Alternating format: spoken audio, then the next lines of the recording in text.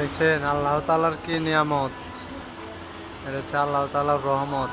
চায়নাতে কত সুন্দর সুন্দর ফল, কোনো ফরমালিন নেই। আর আমার বাংলাদেশির তো এলে ফরমালিন দিয়ে তেজপাতা করে লাইতে মানুষের জীবনটারে। দেখেন কত সুন্দর ফলের কালার, কত সুন্দর ফল।